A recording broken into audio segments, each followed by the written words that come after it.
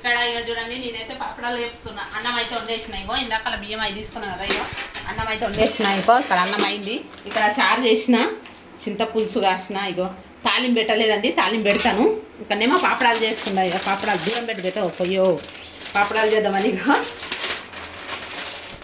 తాలింపు చేరు ఎందుకంటే నూనె వేడైపోయింది, దీంట్లో వేసేస్తా.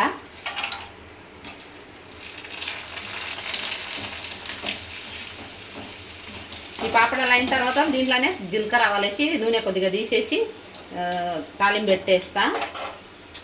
ఇప్పుడు అన్నంలో ఇక పాపడాలు అవి తింటారు.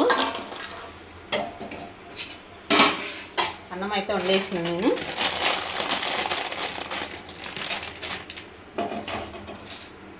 ఇట్లా వేసాను అనుకో చిట్లుతుందని, అందుకే దీంట్లో వేసి వేసుకుందాం. నూనె బాగానే కాగింది, మాడిపోతుంది పాపడాలు.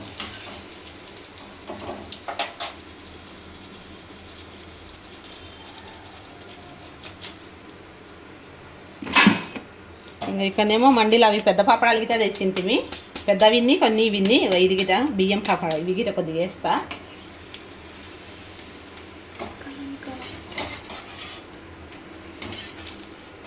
ఏమయ్యా దాగనే లాగానే లేకుండా పులుసులకి అందరు కలిసి ఇవి తినేస్తారు. నూనె మొత్తం బాగా ఆగింది అందుకనే.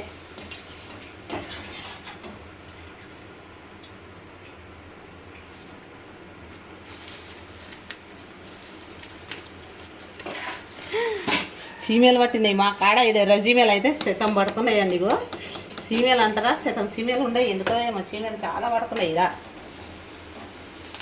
రెండు కలిపి వేసిన, అందుకే ఇట్లా అయింది.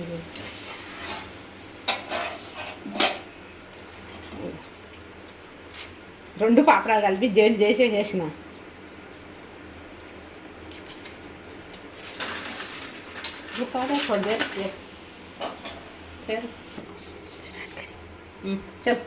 ఇన్ని పాపడాలు అయితే దేనండి. ఇగో ఇక్కడ ఇన్ని పాపడాలు ఇవి చేసేసినాము. ఇక పిల్లలందరూ తింటారు.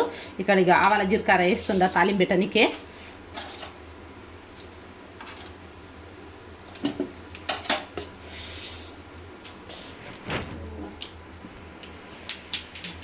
దూరం పెట్టి చిట్లుతారు కదా.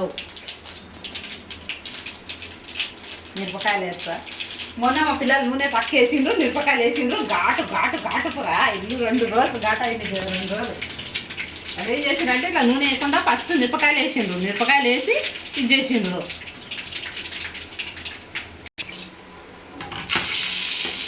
దూరం పెట్టుకోబెట్టవు, దూరం పెట్టు.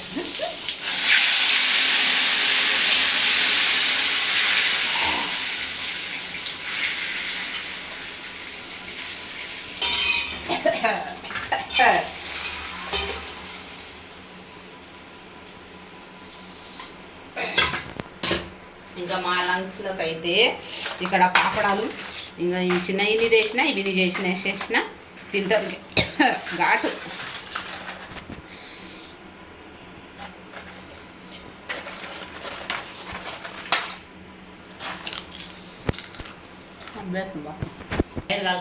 జీలకర్ర అయితే తాలింపు పెట్టే. నిన్న బట్టలన్నీ ఉతికినామండి. ఇవి మడత పెట్టాలి. వర్షం పడుతుంది. వర్షం పడుతుంటే సడన్గా 4 గంటలకెళ్ళి వర్షం స్టార్ట్ అవుతుంది 2 రోజుల నుంచి. ఇంకా కొన్ని ఇంకా పచ్చిగుండయి ఎండకాయలు బాల్కండీలు. ఇక్కడ మాకు బాల్కండీ ఉంది, ఇక్కడ వేస్తా. ఇంకా కొన్ని పచ్చిగుండయి. ఇగో కొన్ని వేసిండ్రు, ఇక కొన్ని ఉండయి.